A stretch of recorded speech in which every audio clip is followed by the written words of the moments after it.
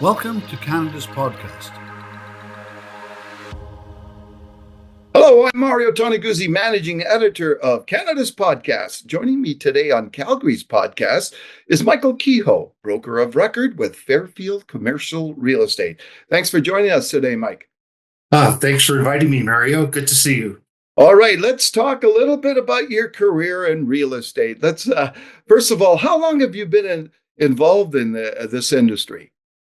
Well, in the commercial real estate industry, on the shopping center and retail side, 45 years. Whoa. And I started as a marketing director at a major mall and worked my way up through shopping center management into leasing and then into brokerage. Where was your first job? I was at South Centre Mall in Calgary. And then I moved to Edmonton as the marketing director at Bonnie Doon Shopping Center with Cadillac Fairview. Okay, well, tell me, at that time, 45 years ago, what was the appeal of getting involved in this kind of career? Well, my schooling and background was in business and advertising and marketing. And this was a direct extension of my training. It was in my DNA. And I was fortunate to work with some great mentors. One mentor, Alan V. Stangram at Cadillac Fairview in Edmonton, at Bonnie Doon Shopping Center, really trained me in shopping center management, how to deal with retailers. And this was really of interest to me at the shopping environment, the consumer environment, dealing with customers, shoppers, retail tenants, business owners, and entrepreneurs. Okay, when did you start Fairfield? Actually, 32 years ago this month. After 15 years in corporate life with major shopping center firms, I struck out on my own and started Fairfield Commercial Real Estate in January of 1992. And tell me the reasons behind that. What sparked you to start a kind of a boutique real estate firm? Well, I saw a niche in the market. After tiring of working for big corporations, I saw a niche in the market where there was room for a small firm that had specialized expertise in retail real estate and had a customer service focus to work, be sort of the local sharpshooter in Calgary and in Alberta. So I always went where the crowd wasn't going. So when the big brokerages were doing their thing, expanding with bulking up their teams, I stayed small, and that's been my niche. Okay. Talk a little bit, Mike, about, what's your focus in terms of the clients you deal with and the sectors of the commercial real estate area that you focus on? Oh, thanks for asking. Our focus is on the consumer real estate environment, anything to do with shopping centers, street retail, main streets, all-season resorts, anywhere where you can shop or dine. That's our wheelhouse. And we work with building owners that have space for lease. We like to work on a project basis from the ground up. And we also represent, which is the main focus of our business these days, on the tenant representation side, helping entrepreneurs find great locations. Discover the latest trends, strategies, and success stories in the ever-evolving world of business. CanadasPodcast.com. Subscribe now. What about being a boutique firm and competing against some of these, I won't mention the names, but some of these big mega companies that are nationwide, but beyond nationwide, some international wide. What's the key for a small firm like yourself to compete against the giants? That's a good question. We don't really compete with them. We collaborate with them. We'll never be in a position to compete with these big firms. Yeah, pick an acronym for the big firms. I think our niche is providing personalized service, local market knowledge. I mean, we work all over Western Canada, but we know from door to door, street to street, shopping center to shopping center, the lay of the land. And I think that's our that's our benefit. We can choose our customers, and we work with people that we know, like, and trust. So we work with a small handful of clients at any one time. We don't spread ourselves too thin.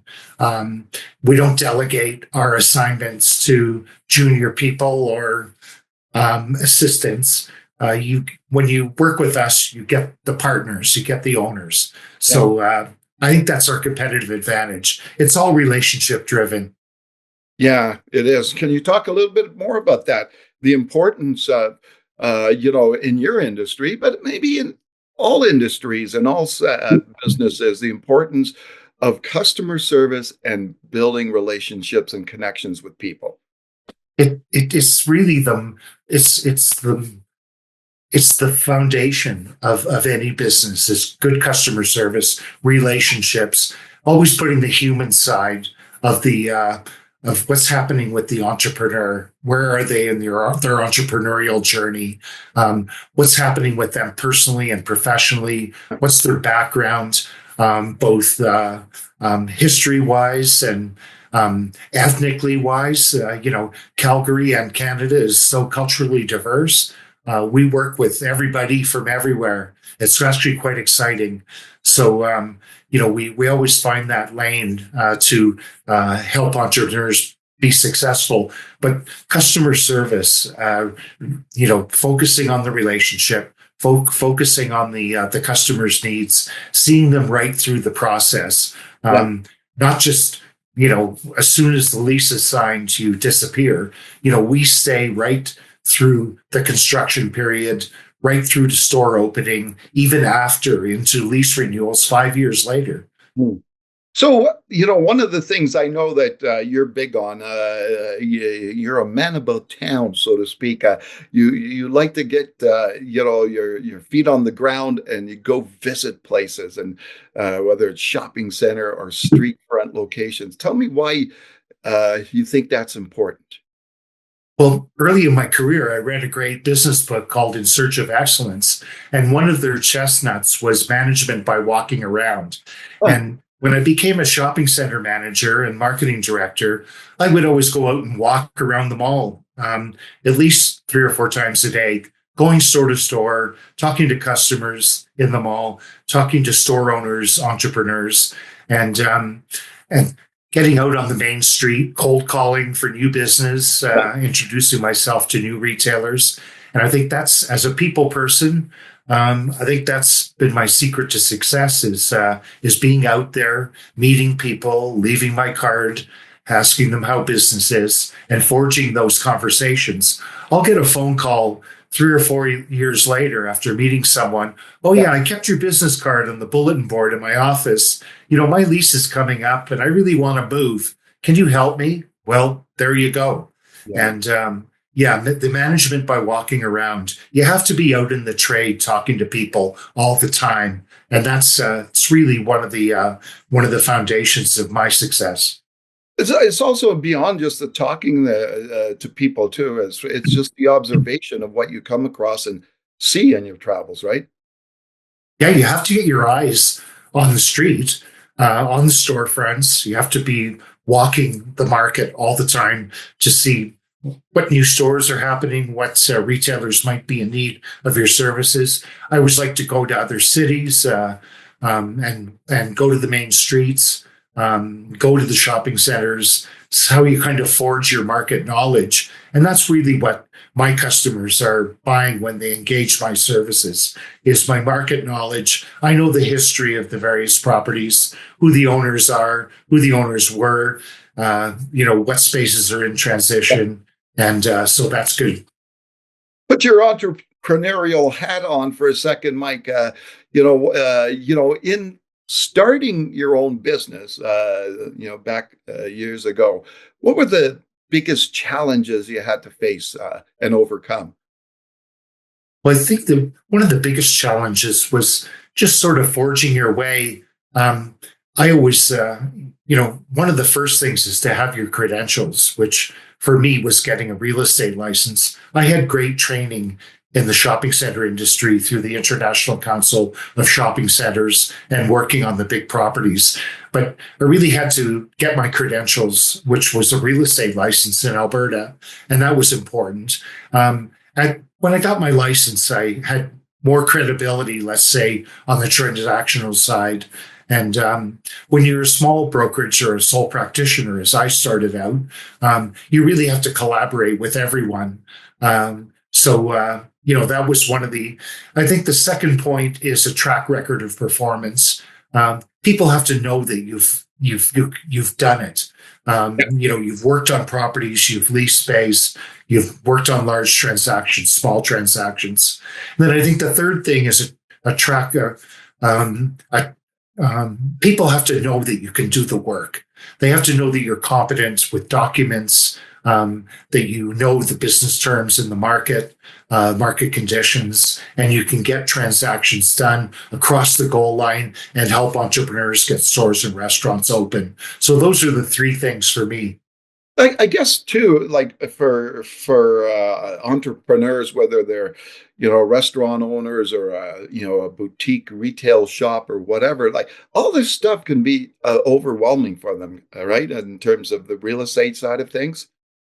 It is overwhelming. It's daunting, actually, for an entrepreneur looking for a location, dealing with building owners, dealing with large landlords, dealing with complex documents. You really need a team around you to help get a good location, and that involves working with a good broker or tenant representative, working with a competent space designer, working with a great contractor to build your store, working with a commercial lease lawyer or lease consultant to get the document done. Commercial leases are very complex, and we're finding that some of our clients are, they're overwhelmed by the documents. So we can help with these areas and streamline the process. It's all about time and money. We like to save people money and compress the transaction period to get stores and restaurants open in a timely manner. So, in dealing with a lot of these entrepreneurs out there, are you amazed at how many people want to be entrepreneurs? It's a never-ending pipeline of hopeful people that come to Canada, they come to Alberta, they come to Calgary. We work with them every day. They come from all over the world, other parts of Canada, and they want to have their dream of owning their business, starting their brand, working to see their family be successful. It's actually quite exciting, and it's very exciting. They're coming from all over to Alberta specifically, and in Calgary, we can't build the retail space and restaurant space fast enough. Mm-hmm. What's the key for the a would-be entrepreneur? What's the key for success for them? Well, I think you really have to get your back of house sorted out. You have to have your financing approved. You have to have a commitment letter from a lender or have your financing available. You have to have a good, clean, crisp business plan that really sets out your path forward. And you have to have your ducks in a row as far as, images of the store or restaurant you want to build, conceptual plans, right down to having your menu set out. This is if you're a non-franchise operation, because when you go looking for a space, it's so competitive, especially for food service space. There are two or three offers on every space. Building owners have their pick of who they're going to choose, and there's always a bigger and better, shinier brand. So you really have to be locked and loaded so that you can go in with an offer on a space and commit right away with your financing, a good business plan, and your concept and brand completely ready to go. So it's all about time and money. So that's what I would say. Stay ahead of the game with our expert tips and strategies that will help your business thrive in a digital era. CanadasPodcast.com. Subscribe now. All right, Mike, when you were talking about walking around, you mentioned a book. I'm just curious, during your career, what books have helped you in your journey?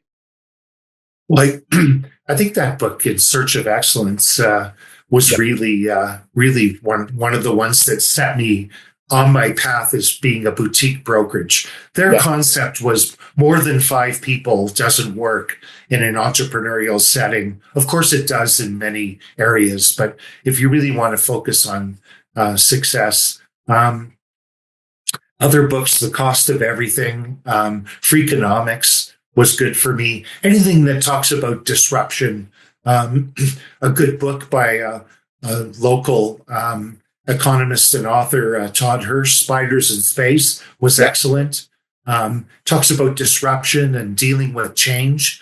And I think in these times, in the Trump era, in the political and economic times that we're in, disruption and unwanted change is going to be the order of the day. We have to know how to deal with it. And this is when our brokerage, I work in a partnership with a great broker partner, Monica Blahout, here at Fairfield. But we thrive when things are in times of change, when there's disruption, when stores and restaurants are changing hands and there's space available. That's when we really shine.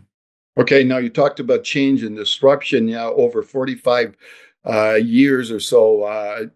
What are the big and key changes you've seen in the retail sector, especially and retail and hospitality sector over those years? Well, first is the cyclical economy. Calgary, Alberta used to have a boom and bust cycle, not so much anymore, but I've been through all kinds of different peaks and valleys. And I see that, there's really a flight to quality for stores and restaurants. They want good locations. Yeah, And on the building owner and landlord side, there's a flight to quality as well. They want retailers and restaurants with strong covenants, a track record of performance, and they want certainty. So I think that's the big thing. I think the other trends, certainly with omni-channel retailing, the internet. I mean, I'm old enough to go back almost 50 years in consumer real estate. So I've seen a lot of change and a lot of evolution. So it's actually quite exciting to see the industry, the way it's evolving with all the young people coming in and the way that properties and shopping centers are evolving, densifying, adjusting their tenant mixes. It's an amazing business. It's always changing. yeah. It's funny you mentioned the shopping center, right? Full circle. I can imagine just the shopping centers of old that you were involved with, and you look at today and what's happening with those shopping centers. Right? You mentioned densification. Shopping centers now have everything in them, right? And pickleball even. What do you see the shopping center model, I guess, continuing to evolve and change over the next few years? Absolutely. It will always be changing. With the densification comes residential on these sites, mixed use, sometimes office, other uses to complement the retailer. It's an exciting time.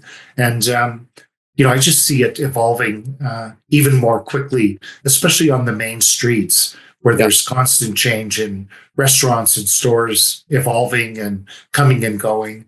Yeah. It's an evolutionary process. All right, Mike, switching gears before we sign off.